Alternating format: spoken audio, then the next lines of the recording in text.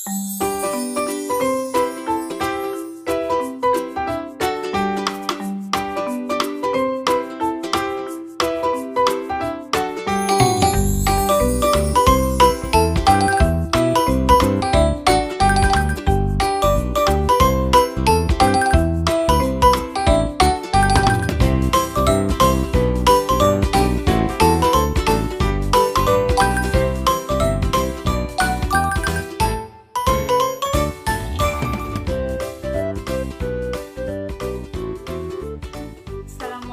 warahmatullahi wabarakatuh. Yang saya hormati Bapak Anung Margono selaku fasilitator saya, dan yang saya hormati pula Bapak Sidik Pramono selaku pengajar praktik.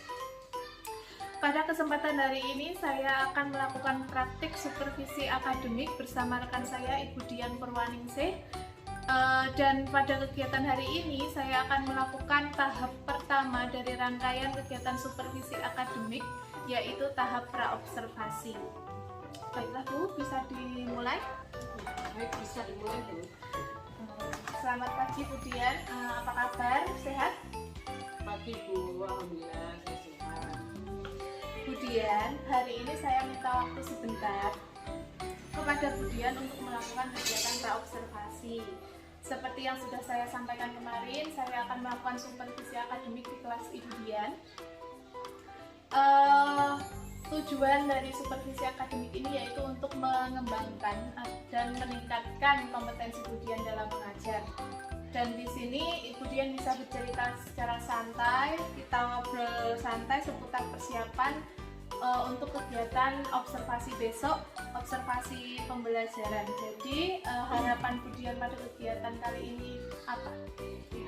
Untuk kegiatan kali ini saya berkesempatan untuk ngobrol santai sama Bu Desi, untuk bertukar pikiran dan pengalaman dalam mengajar, baik dari Bu Desi maupun dari saya, sehingga nanti saya bisa mengambil pelajaran dan saya juga bisa untuk perbaikan dan proses pembelajaran di kelas. Oke Bu, jadi harapan Ibu pada sesi ini kita sharing tentang pengalaman pembelajaran di mana Ibu dapat gunakan sebagai acuan untuk observasi besok. Semoga saya dapat membantu dan semoga Bu Dian tidak berpikir bahwa saya sok pintar ataupun menggurui, karena saya tekankan lagi di sini kita akan mengobrol santai saja, berbagi pengalaman untuk digunakan sebagai perencanaan kegiatan observasi pembelajaran besok. Kalau boleh saya tahu, besok Ibu Dian akan mengambil materi apa? Besok saya akan melaksanakan pembelajaran tematik biologi, yaitu dengan muatan mata pelajaran bahasa Indonesia, IPA, dan SPDB. Kemudian materi bahasa Indonesia itu tentang pokok. Kalau IPA itu tentang fungsi rangka manusia, dan SPDB tentang Berarti pembelajaran Ibu Dian besok itu memuat 3 mata pelajaran, yaitu bahasa Indonesia, IPA, dan SPDB. Lalu tujuan pembelajarannya sendiri apa Bu? Tujuan pembelajaran saya yaitu yang ingin saya capai, menguraikan tulang rusuk rangka manusia dan menganalisis fungsi tulang rusuk anggota gerak, kemudian menguraikan ide pokok dalam paragraf dan menjelaskan fungsi gambar cerita pada pokok. Baik Bu, untuk menyajikan sebuah pembelajaran pastinya diperlukan persiapan Bu. Sejauh ini persiapan yang sudah Ibu lakukan itu apa saja Bu? Ya, persiapan yang sudah saya lakukan tentunya yang pertama adalah FYP dulu ya Bu. Setelah itu kemudian saya akan menyiapkan modul pembelajaran, media pembelajaran, alat peraga, LKPD, sampai soal evaluasi saya sudah siapkan. Sepertinya persiapan Ibu sudah matang sekali ya. Lalu saat melakukan persiapan tersebut tentunya Ibu sudah mempertimbangkan karakteristik dari murid-murid Ibu sendiri. Kira-kira karakteristik murid-murid di kelas Ibu itu bagaimana? Ya Bu, saya sudah mempertimbangkan karakteristik murid-murid saya. Rata-rata itu semua hampir sama, tidak terlalu jauh untuk karakteristiknya. Hanya ada beberapa anak, hanya 7 anak, yang satu anak itu cenderung ke hiperaktif, yang Kemudian yang kedua itu cenderung dia tidak mau sibuk dengan dirinya sendiri. Kira-kira yang hiperaktif itu gambarannya seperti apa? Kalau hiperaktif itu saya menjelaskan, dia ikut menjelaskan Bu, seperti itu. Jadi saya kayak seperti tidak ada kesempatan untuk menjelaskan. Jadi teman-temannya nggak bisa fokus. Gitu. Lalu untuk yang sibuk dengan dunianya sendiri tadi, kira-kira kenapa gitu? Kalau karena apanya itu untuk membaca saja kan dia juga belum bisa Bu, menghafalkan huruf juga belum bisa. Kemungkinan dia itu ada lambat belajar ya. Kemungkinan ada lambat belajar untuk anak. Jadi mayoritas murid di kelas ibu itu kemampuannya hampir sama, hanya saja ada 2 anak dengan permasalahannya sendiri. Oh, persiapan ibu untuk menangani 2 orang anak itu bagaimana Bu? Ya Bu Yesi, dalam pembelajaran saya akan menyajikan salah satunya adalah video untuk menarik anak-anak tersebut. Kemudian ada PPT dari proyektor. Kemudian saya juga menyiapkan alat peraga manusia. Kemudian ada lembar kerja juga. Saya berikan untuk treatment yang berbeda. Untuk yang anak yang slow learner itu tentu saja lembar kerja saya buat sederhana Bu Yesi. Kemudian untuk yang hiperaktif, saya siasati dengan memberikan lembar kerja yang membutuhkan lebih banyak kegiatan untuk menyalurkan energi anak tersebut. Ibu, rencana ibu ini sudah hebat sekali ya. Secara tidak sadar, sebenarnya ibu itu sudah merancang pembelajaran berdiferensiasi. Jadi pembelajaran yang memfasilitasi kemampuan murid yang berbeda-beda, karakteristik belajar anak itu berbeda-beda dan harus ditreatment dengan cara yang berbeda pula. Kemudian yang membuat saya penasaran Bu, sejauh mana ibu akan memfasilitasi 2 orang murid ini yang tentunya kalau ibu itu terlalu fokus dengan 2 murid ini pasti murid yang lain akan merasa terganggu atau pembelajarannya akan kacau gitu ya Bu. Berarti sejauh mana ibu akan memperhatikan 2 murid ini? Iya Bu, betul sekali dengan apa yang Bapak Desi. Memang kalau kita fokus dengan anak ini, memang yang lain akan tertinggal. Nah, untuk yang 2 anak ini saya tetap memberikan pembelajaran sesuai dengan alokasi waktu. Hanya saja untuk lembar kerja 2 anak ini tingkat kesulitannya akan saya sesuaikan dengan kemampuannya gitu, agar waktu belajar dengan murid lain tetap bisa imbang.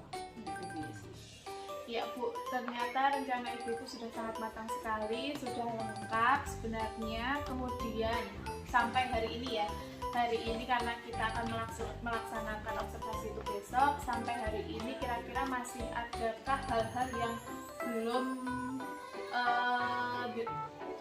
Anda persiapkan?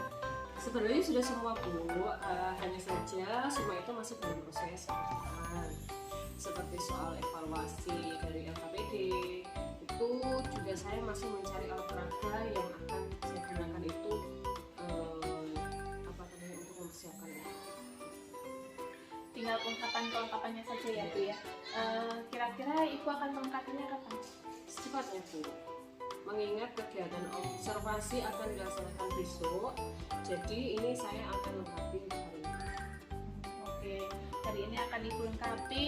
Mungkin juga ibu juga boleh meminta bantuan kepada rekan lain. Kira-kira pihak yang dapat membantu ibu untuk melakukan persiapan ini agar segera lengkap dan kegiatan observasi besok itu bisa berjalan dengan lancar, siapa saja?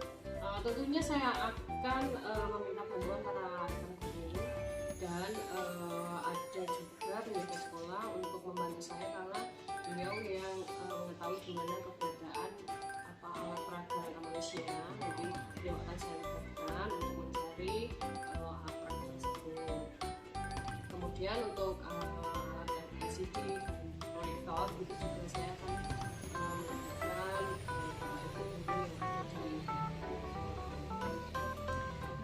tadi kan Ibu Dian sudah menceritakan tentang persiapan untuk kegiatan observasi besok, mulai dari perencanaan, strategi, media, alat, LKPD sampai soal evaluasi. Pada proses pembelajaran tentunya ada kompetensi-kompetensi yang ingin Budian kembangkan. Terkait kegiatan supervisi akademik ini, seperti di awal sudah saya sampaikan, yaitu tujuan dari kegiatan supervisi akademik ini kan untuk mengembangkan kompetensi guru. Nah, kira-kira Budian ingin mengembangkan kompetensi Budian pada bidang apa? Pada kesempatan kali ini saya ingin mengembangkan yaitu kompetensi pedagogik. Bagaimana saya dapat menyajikan pembelajaran yang menyenangkan, yang berpihak pada murid, dan bagaimana saya membawa dunia anak pada pembelajaran saya, sehingga murid-murid ini antusias dalam mengikuti pembelajaran saya. Saya ingin mewujudkan pembelajaran yang ramah anak. Dan saya juga ingin melakukan pengembangan pada kompetensi kepribadiannya. Beberapa waktu yang lalu, Ibu melakukan sesi berbagi dengan guru tentang budaya tersebut, di mana guru adalah sebagai pemimpin guru. Sehingga saya ingin menjadi guru yang mencerminkan kepribadian seseorang yang dewasa, arif dan berwibawa, mantap, stabil, berakhlak mulia, serta dapat menjadi teladan yang baik bagi ibu. Oke. Dari penjelasan Ibu berarti yang saya tangkap ya, Ibu ingin melakukan pengembangan kompetensi pedagogik dan kepribadian. Pengembangan kompetensi pedagogik meliputi tentang menyajikan pembelajaran yang berpihak pada murid, sedangkan kompetensi kepribadian, Ibu menginginkan agar Ibu itu menjadi pribadi yang dapat menjadi teladan bagi murid. Hal ini berhubungan dengan bagaimana guru dapat mengontrol emosi. Jadi Ibu sudah menerapkan pembelajaran sosial emosional juga. Kemudian strategi apa yang Ibu siapkan untuk mengembangkan kompetensi yang ingin Ibu capai tadi? Strategi yang sudah saya rencanakan untuk mengembangkan kompetensi yang saya ingin capai yaitu kompetensi pedagogik dan kepribadian, yaitu dari skala paling kecil, yaitu dari diri sendiri.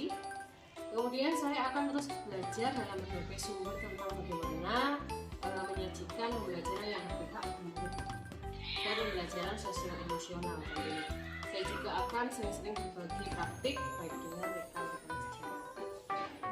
Oke, Budian, bagus sekali. Nanti saya pasti akan berusaha membantu Budian mencapai kompetensi-kompetensi yang Ibu Budian ingin kembangkan tadi. Saya akan berusaha menjadi teman sharing, berbagi pengalaman tentang praktik baik yang sudah dilakukan selama proses program Guru Penggerak ini. Dan semoga kegiatan pada pra-observasi ini dapat membantu Ibu untuk melaksanakan kegiatan observasi dengan lancar dan sesuai dengan harapan Ibu. Dan nanti setelah kegiatan observasi ini selesai, hari ini pra-observasi, besok kita observasi pembelajaran di kelas. Setelah selesai kita akan melakukan percakapan pasca observasi. Pada percakapan itu kita akan menentukan apa saja yang sudah berjalan dengan baik, dan mungkin ada beberapa hal yang masih perlu perbaikan, nanti akan kita bahas pada percakapan pasca observasi. Begitu ya Budian, semoga besok pada proses observasi berjalan dengan lancar, sesuai dengan harapan Ibu Dian. Ibu Dian, terima kasih untuk waktunya hari ini. Semoga kegiatan besok berjalan dengan lancar. Demikian kegiatan coaching untuk tahapan pra-observasi kegiatan supervisi akademik bersama rekan saya Ibu Dian Purwaningsih. Terima kasih. Wassalamualaikum warahmatullahi wabarakatuh.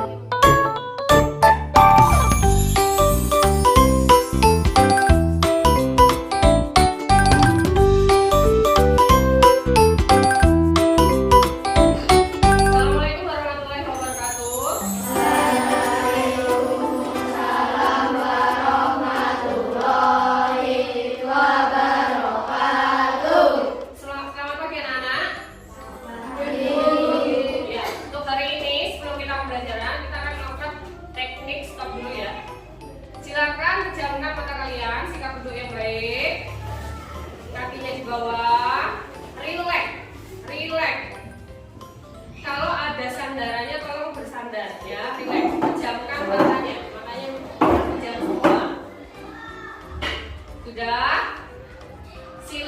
Silakan tarik nafas dalam-dalam, keluarkan lewat mulut. Tarik nafas lagi dalam-dalam sampai udara masuk ke paru-paru. Lepaskan. Udah relax. Pikirkan apa yang kalian rasakan tadi pagi. Apa kira-kira emosi yang kalian rasakan tadi pagi?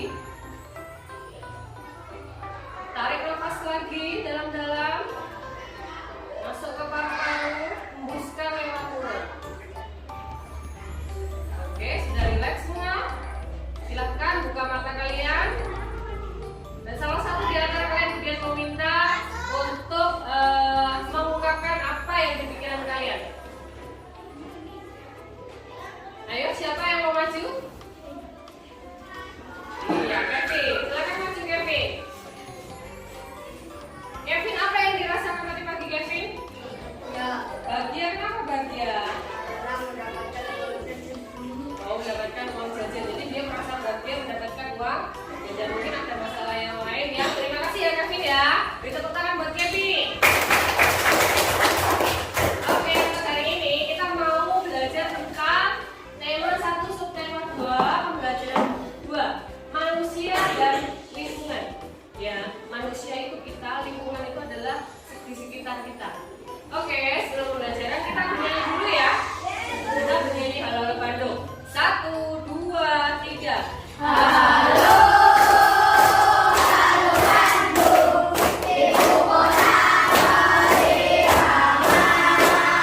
Nah, tujuan pembelajaran kali ini yang pertama adalah menguraikan bagian penyusun rangka tubuh. Yang kedua, menganalisis fungsi tulang membentuk anggota gerak. Yang ketiga, menyimpulkan fungsi rangka tubuh manusia. Yang keempat, menguraikan pokok pikiran dalam teks. Yang kelima, menjelaskan fungsi gambar cerita dalam cover. Dan terakhir, menganalisis unsur-unsur cover. Oke, lanjut. Nah, lihat buku kalian masing-masing. Mana bukunya? Coba lihat. Nah, di dalam buku kalian yang paling depan itu kan sama seperti itu ya. Nah, kalau di situ itu ada contoh menyandang cacat yang sukses.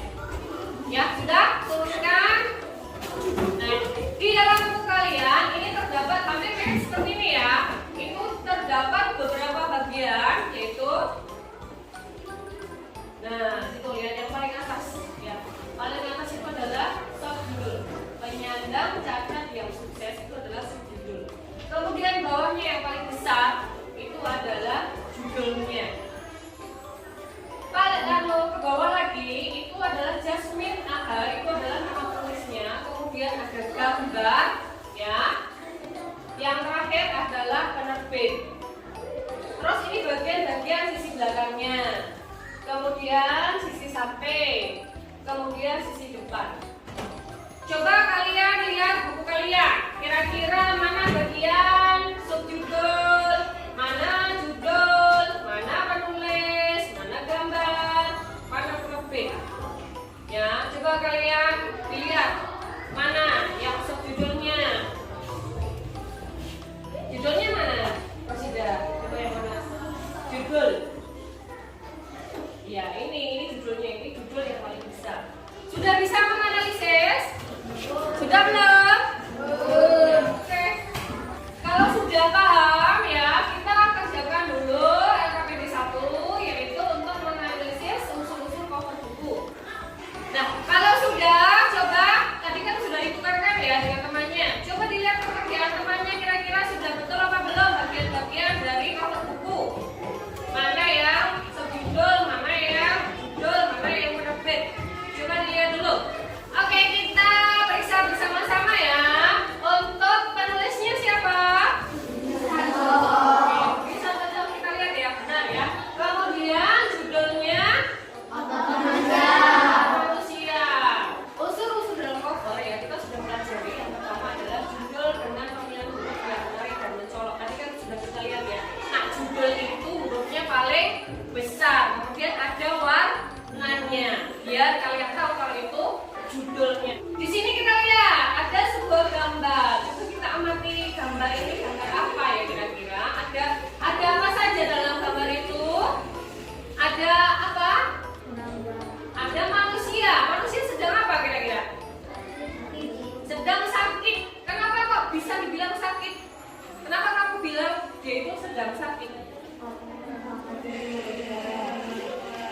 Ya, berada di kursi roda, jadi dia tidak bisa berdiri. Nah, ada apa ini dengan orang ini? Kok dia tidak bisa berdiri ya? Patah kaki. Oke, kita lanjut dulu. Kenapa dia bisa patah kaki? Kenapa bisa berdampak seperti itu? Ya, sedangkan kalian kan semuanya bisa berdiri. Kenapa ini di gambar ini kok tidak bisa berdiri? Kenapa?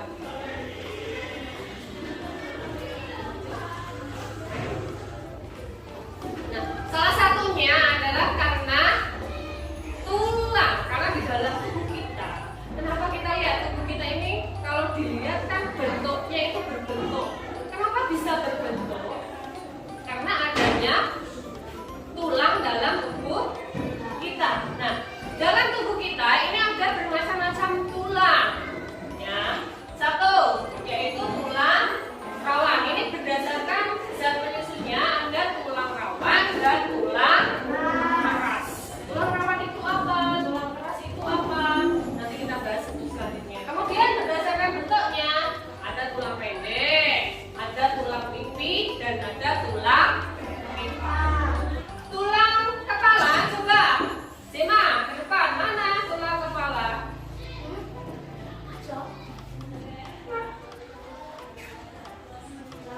Iya. Nah, di dalam kepala ini terdapat banyak sekali bagian-bagian. Mana yang tulang hidung? Iya, ini tulang hidung. Kemudian ada yang mana yang tulang gerak? Mana kira-kira sih, Mas? Tulang gerak. Tulang geraknya mana?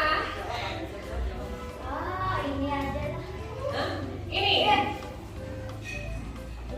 Mana tulang geraknya yang bisa bergerak? Ya, coba kita lihat. Benar apa tidak jawabannya sih? Ya, kita bisa lihat ya. Kalau kita lihat dari mata kita, itu kita nggak bisa lihat bagian dalamnya. Tapi kalau dari sini lihat, ini bagian-bagian dari tubuh kita. Ya, salah satu contohnya adalah tulang anggota gerak, yaitu tulang lengan atas ini. Jadi ada satu tulang tok. Kemudian ada tulang bawahnya, ini ada tulang hasta dan tulang pemuka. Oke, fungsi dari tulang itu apa ya? Satu, tulang lengan atas. Ya, tulang lengan atas ini tempat menempel otot utama yang menggerakkan bahu dan siku. Ini manfaatnya. Kenapa kita bisa bergerak nih bahu kita? Karena adanya tulang lengan atas. Dari fungsi di tadi ya, ada beberapa kata yang berulang, yaitu untuk apa? Penyangga tubuh. Ya, jadi salah satu fungsi tulang itu adalah penyangga tubuh. Oke, untuk selanjutnya ada yang ingin ditanyakan tentang tulang, fungsi tulang, bagian-bagian tulang. Ada yang tanyakan atau tidak? Tidak, berarti sudah cukup mengerti. Coba Budian cek dulu apakah kalian bisa mengerjakan soal dari Budian tentang anggota gerak. Ya, nanti ya untuk mengisi ini kalian harus tulis nama dulu. Kemudian nomor aksennya berapa? Dan di sini ada gambar tulang. Entah ini tulang apa? Coba nanti kalian simak. Ini kira-kira tulang apa ya? Ya. Terus kalau sudah di sini ada bagian-bagiannya, ya, ada bagian-bagiannya. Kamu tulis bagian-bagiannya dulu, atau bisa langsung boleh. Jadi misal yang A atas, kamu tulis bagian apa ini, namanya apa, tulang apa, dan fungsinya. Ya, jadi ada kotak, ada dua kotak. A, ini juga A ya. Jadi yang A, ini kalian tulis bagiannya namanya tulang apa. Kemudian yang di sampingnya ini fungsinya. Paham? Paham. Oke, sebelum mengerjakan kita ice breaking dulu. Kita tepuk 5 tepuk. Ya. Tepuk 1, tepuk 2, tepuk 3, tepuk 4, tepuk 5. Oke, siap mengerjakan tugas ini? Oke.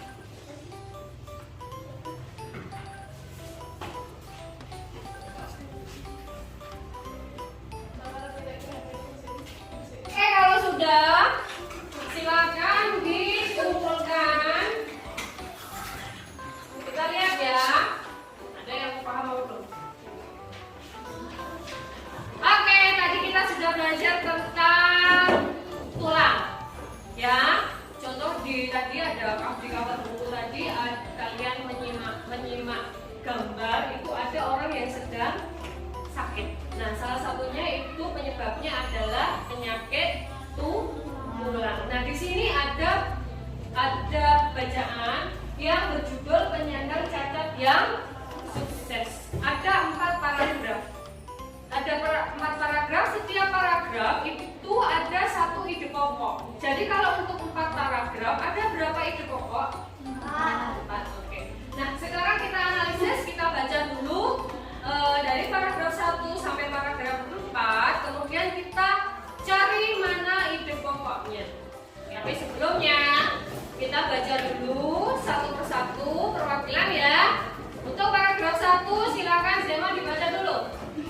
Bagi kebanyakan orang, keterbatasan fisik menjadi penghalang untuk Paragraf kedua Kevin. Dikisahkan Sidik dulunya dirinya memakai sepeda kayu untuk beraktivitas. Alfi. Ayo. Dari hanya mengolah 10 kilogram singkong, ini Sidik mengeluarkan sekitarnya 50 sedikitnya 50 hingga 100 kilogram singkong setiap bulannya. Oke, yang terakhir. Coba. Bisa bahasa Inggris ya? Coba baca. Kedua rasa manis, nasi dan setiap rasa untuk lauk makan sembilan. Cukup buatannya begitu diminati sehingga terkadang dia ditelepon sampai berkali-kali oleh toko karena kehabisan. Itu adalah 4 paragraf. Satu paragraf berapa satu ide pokok? Setiap paragraf ada berapa ide pokok? Oke, paragraf ketiga. Mana ide pokoknya? Coba Kevin, mana ide pokok paragraf 3? Dari pada mengolah 10 kilogram singkong, mengolah dengan 50 hingga 100 kilogram singkong setiap bulannya. Iya, itu adalah ide pokok paragraf 3. Kemudian paragraf yang terakhir, Zema, mana paragraf yang terakhir? Ide pokoknya. Rasa telur kecap gurame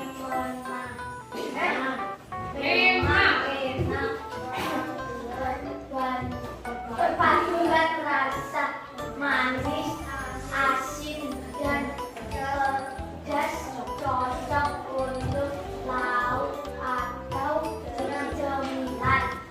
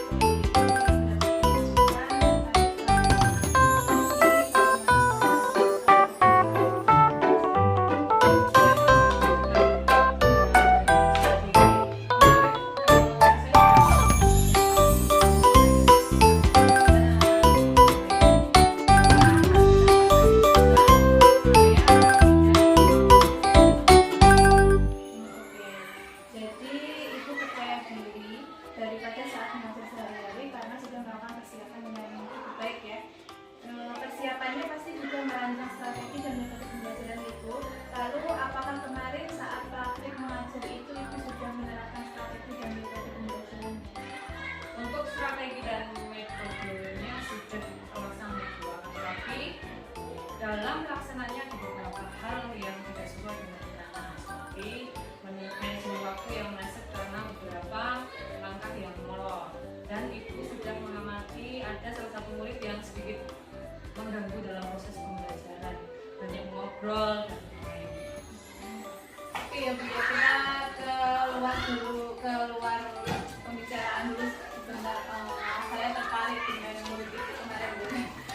Kalau saya lihat kemarin waktu supervisi sebenarnya manajemen kelasnya itu bagus ya. Tapi ya itu saya lihat ada satu murid yang cukup membantu ya sebenarnya itu kira-kira kesehariannya kan saya observasi supervisi itu cuma satu hari ini kesehariannya bagaimana? Untuk murid saya yang satu itu yang spesial. Untuk kesehariannya kalau di dalam kelas itu dia sangat mempengaruhi teman-teman yang lain. Jadi kalau dia itu tidak masuk itu sangat pengaruh sekali kelas saya. Tapi kalau pada saat dia masuk itu sangat berpengaruh. Nah itu di keluarganya memang di rumahnya itu sama setiap terima rapor itu sama mbaknya, itu mbaknya juga sering sambat ya, sering sambat sama saya karena dia juga tidak bisa mengendalikan orang tuanya kan merantau karena orang sini kan juga ya mayoritas itu merantau di rumah sama temennya. Kalau orang tua kan mungkin dia sering membebaskan cucunya karena pengawasan dari orang tuanya kan tuh, jadi di rumahnya itu kurang perhatian dan mungkin di kelas itu juga dia pengen diperhatikan sama teman-teman ya, misal pembelajaran itu kan Bu saya menjelaskan apa dia nyambung tapi dia pengen ngobrol sama temannya, jadi temannya kan malah gabut, jadi kan nggak bisa fokus sama yang lain, jadi dia itu malah menimbulkan jadi memang dia kalau Tadi kan Ibu menyampaikan kalau sebenarnya anak itu tuh kalau diajak ngobrol ataupun diajarkan itu sebenarnya nyambung gitu. Cuma mungkin memang sikapnya kan. Kalau untuk akademiknya sendiri bagaimana Bu? Kalau untuk akademiknya ya jelas dia kurang karena kalau dengan pembelajaran itu kalau dia menjawab soal itu ya, kalau menjawab soal itu sebenarnya kan di materi sudah ada. Dia tidak pernah membuka materinya dia, jadi dia menjawab dengan pikirannya dia sendiri, tapi kadang-kadang tidak nyambung sama apa yang dipertanyakan. Jadi kalau soal akademik memang dia kalau fokus itu memang bisa, tapi karena dia sering nggak fokus, jadi ya Berarti Ibu permasalahan itu fokus dari anak itu. iya. Kira-kira apa metode yang sudah pernah Ibu lakukan? Kalau untuk itu saya perhatikan juga kalau pada saat dia mulai ngobrol dengan temannya, saya berikan pertanyaan pada dia, jadi kan dia fokus lagi. Salah satunya seperti itu, jadi kita harus menunjukkan dia itu fokus ke kita gitu loh, jadi nggak fokus ke pikirannya dia. Jadi sering-sering memberikan dia pekerjaan,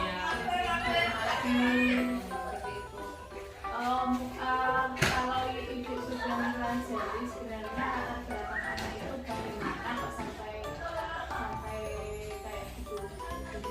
Sampai fokusnya itu dia kalau di rumah itu kurang diperhatikan orang tua gitu, terus di rumah sama neneknya. Kalau sama neneknya itu kan namanya orang sudah sepuh, itu kan kalau untuk mau mengajarkan dia itu kan pasti kesulitan karena perkembangan ilmu sekarang kan sudah maju, apalagi dengan teknologi. Nah, itu mungkin dia nggak bisa mengikuti, dan orang tuanya kan harus menghemat jauh di sana, jadi di rumah sama neneknya itu tidak terlalu lagi.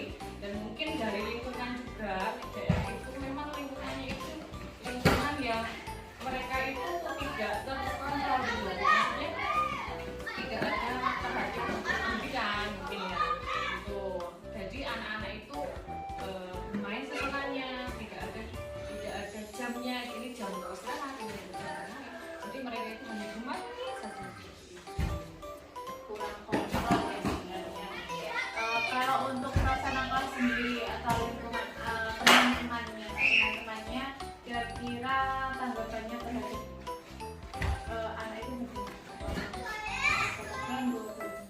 jelas masalah umur. Cuma karena di kelas saya itu banyak laki-laki, jadi banyak yang melihat ke dia. Gitu loh.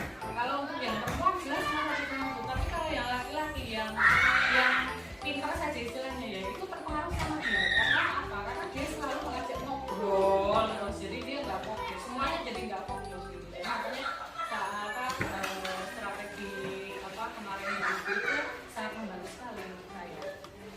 Nah, sebenarnya di kelas itu kalau saya lihat yang cukup bermasalah itu ya hanya anak tersebut satunya interaktif, satunya belum bisa membaca. Langkah yang sudah ibu tempuh untuk mengatasi dua anak itu bagaimana? Kalau untuk yang interaktif itu saya selalu ya tadi ya saya selalu mengajukan pertanyaan, salah satunya ya saya selalu mengajukan pertanyaan, mungkin saya perankan si anak ini, jadi si anak ini kan kalau diperankan itu berarti dia fokus tidak mengganggu yang lain gitu. Tapi kalau untuk si anak yang pendiam ini memang saya fokusnya satu, yaitu kan dia belum bisa baca. Jadi saya kenalkan dulu apa dasarnya itu, kemudian saya gabung-gabungkan supaya dia bisa membaca. Itu salah satunya ada perlakuan khusus untuk dua anak ini. Tapi kalau untuk yang belum bisa membaca itu ya, kalau perlakuannya seperti itu itu meminta waktu, lalu bagaimana? Kadang saya ada jam tambahan. Kalau misalkan anak-anak muridnya sudah pulang, dia saya tambah setengah jam atau perbulan supaya dia itu bisa menanggung belajarnya. Karena setiap saya ajarkan itu pasti lupa. Saya juga bingung ini anak ini kenapa. Jadi selama hampir satu tahun ini saya mendalami si anak ini saya sebenarnya agak kesulitan dan sangat meminta waktu. Yang Yusuf itu sudah mengungkapkan kalau ini sudah hampir 1 tahun jadi muridnya itu. Berarti pasti ada progres kenaikan dari awal pertama ketemu ibu sebagai guru kelasnya sampai sekarang sudah hampir setahun, sudah mau penilaian akhir. Kira-kira progresnya itu sudah berapa persen kenaikannya? Kalau untuk anak yang belum bisa baca ini sangat sedikit sekali. Saya sampai putus asa ini anak ini. Nah untuk progresnya mungkin kemajuannya mungkin 50% lah mungkin. Kemajuannya 50%. Karena yang kemarin itu nggak sama sekali nggak bisa ya. Karena dia itu di otaknya dia kemungkinan ya kalau di dalam kan dia hanya bermain, pokoknya main, dia bermain apapun yang dia pegang itu bermain. Jadi kan seperti anak TK kan bermain. Jadi mungkin kalau progresnya mungkin baru setengah gitu. Kalau untuk yang anak hiperaktif, Nah untuk anak hiperaktif ini kan masih bisa dikendalikan Bu. Ini kan karena hanya dia hiperaktif ya. Jadi kalau untuk akademinya dia bisa mengikuti, hanya saja memang dia kurang fokus mungkin dalam pengajaran soal itu dia memang jawabnya itu enggak terstruktur gitu loh Bu. Nah itu bisa dia kenaikan itu bisa. Nah ini ya salah satu berarti karena masih ada beberapa selang beberapa waktu, masih ada 1 minggu mungkin ya sebelum penilaian akhir, berarti masih bisa progresnya masih bisa berjalan ibu ya. Semangat semangat ibu. Oke, kalau gitu kita kembali ke topik yang pertama yang kita bahas, bahwa intinya strategi yang ibu lakukan sudah berhasil dilaksanakan ya. Kemudian untuk tujuan pembelajaran sendiri apakah sudah tercapai atau belum? Alhamdulillah semua tujuannya sudah tercapai. Bisa dilihat pada hasil penilaian LKPD dan evaluasi. Jadi secara umum sudah tercapai ya tujuan pembelajarannya. Kemudian praktik baik apa yang sekiranya ingin ibu pertahankan dari hasil praktek mengajar kemarin, dan mungkin ada beberapa hal yang ingin ibu tingkatkan untuk kedepannya. Praktek baik yang ingin saya pertahankan tentunya persiapan. Karena dengan persiapan yang baik, pembelajaran pun akan menjadi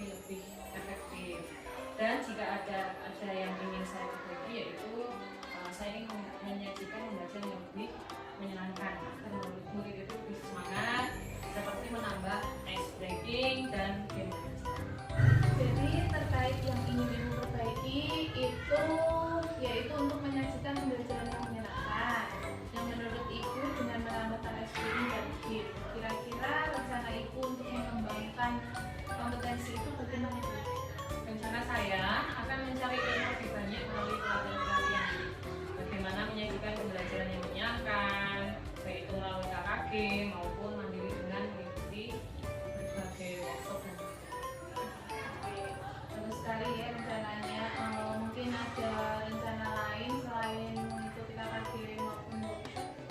mungkin saya akan banyak ngobrol dan sharing dengan teman guru lainnya tentang pengalaman mereka melaksanakan pembelajaran. Tadi ibu ungkapkan bahwa rencana lain itu kan sharing tentang pengalaman pembelajaran dengan guru-guru yang lain. Kira-kira yang sudah ibu lakukan itu itu cakupannya guru di lingkungan sekolah Anda sendiri ataukah ada yang lain? Salah satunya memang guru di sekolah saya sendiri karena saya bekerja kan setiap hari bertemu dengan teman-teman guru saya. Nah, pengalaman saya dengan rekan-rekan guru saya itu kan otomatis berbeda, mungkin dari latar belakang dan lainnya. Itu salah satunya di teman. Kemudian teman saya juga kan ada tambahan yaitu mengerjakan aset. Nah, aset itu kan juga ada teman guru yang dari sekolah lain juga. Nah, itu juga saya sharing mungkin dari kelas 5 bagaimana murid anak di sana seperti apa, karena setiap titik daerah itu kan berbeda, apalagi kalau di perkotaan. Kalau di sini kan itu anak-anak itu di lingkup pedesaan mungkin beda dengan yang di perkotaan, itu sangat berbeda sekali. Apalagi wali muridnya pun juga berbeda, perhatian dari orang tuanya juga berbeda. Kalau di sekitar sini kan itu mayoritas orang tuanya itu sebagai untuk di perkotaan itu tidak. Jadi kalau di perkotaan itu anak-anaknya itu sangat diperhatikan sekali. Cuma untuk di perkotaan itu pergaulannya berbeda dengan yang ada di pedesaan. Jadi saya sering-sering dengan guru-guru yang lain bagaimana menerapkan ilmu pada anak itu seperti apa. Untuk kegiatan sharing sendiri di lingkup sekolah dulu ya. Untuk kegiatan sharing di lingkup sekolah ini apakah terjadwal, apakah rutin atau cuma kondisional saja? Kalau di saya itu ada jadwalnya, ada juga kondisional. Kalau untuk di sekolah, ini kan saya contohkan dulu, ini kan saya kelas 5, otomatis anak-anak ini sudah memiliki kelas 1 sampai kelas 4. Nah, dari guru-guru yang lain mungkin kan sudah kenal dengan karakter anak ini. Jadi kan saya tinggal melanjutkan. Sebenarnya saya sudah tidak bisa lagi dengan karakter anak ini, dan saya bisa melakukan bagaimana kira-kira ancang-ancang gitu, ancang-ancang untuk mendekati si anak ini kelas 1 seperti ini, karakternya seperti ini. Jadi nanti di kelas 5 itu saya harus bagaimana, ya, seperti itu. Kalau untuk di lingkungan sini. Berarti bisa rutin, bisa kondisional ya. Berarti sebenarnya itu sudah membangun komunitas praktisi di sekolah ini. Jadi harus ditingkatkan karena itu hal yang bagus. Nah, untuk sharing di lingkup luar sekolah tadi dengan teman-teman ibu di komunitas pengurus barang, kan tadi sudah ibu ungkapkan bahwa ada masalah dengan 2 orang murid dengan di kelas. Nah, dari sharing dengan guru yang berbeda sekolah dengan berbeda kondisi, berbeda murid, itu mungkin ada beberapa hal yang dapat ibu ambil. Banyak. Salah satunya kan mungkin guru-guru yang lain itu belajar dengan metode yang berbeda. Nah, salah satunya itu saya menggunakan metode yang mereka jalankan itu. Jadi supaya dicobalah apapun itu dicoba supaya kita bisa merubah karakter si anak. Tentu metode-metode yang dilaksanakan oleh teman Anda itu akan berbeda jika dilakukan di sekolah kita ya. Nah, metode-metode itu sudah Anda lakukan di sekolah, hasilnya bagaimana? hasil karena kita itu melalui proses, kalau hasilnya ya juga bagus Bu. Jadi memang kita itu memang perlu melakukan metode yang sekiranya itu yang anak karena setiap anak itu kan karakternya berbeda-beda. Jadi kita harus mencobanya satu persatu. Kalau itu memang kadang-kadang ini cocok dengan anak yang satu ini, oh ternyata ini nggak cocok yang satu ini. Jadi memang harus di apa namanya semua metode itu harus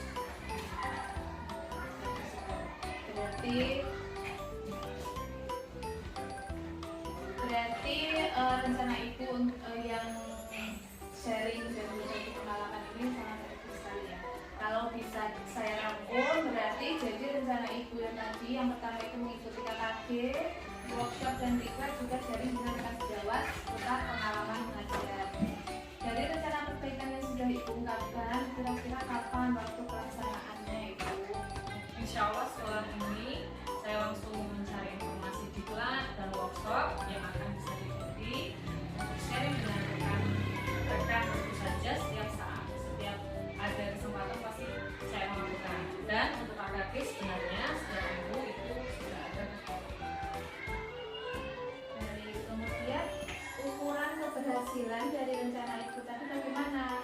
Mungkin ibu bisa mengajukan indikator keberhasilan dari rencana perbaikan yang ibu ungkapkan.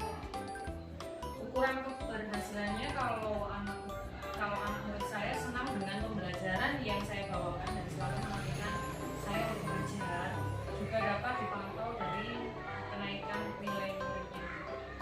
Oke, selanjutnya untuk daya dukung ibu, kira-kira pihak-pihak yang terkait dalam rencana ibu itu siapa saja? Kalau pihak-pihaknya yaitu kepala sekolah tentu saja, kemudian rekan guru di sekolah, rekan guru di KKG dan juga murid-murid tentunya. Nah, sekarang sudah lengkap ya rencana ibu, mulai dari rancangan, indikator keberhasilan, sampai pihak yang terkait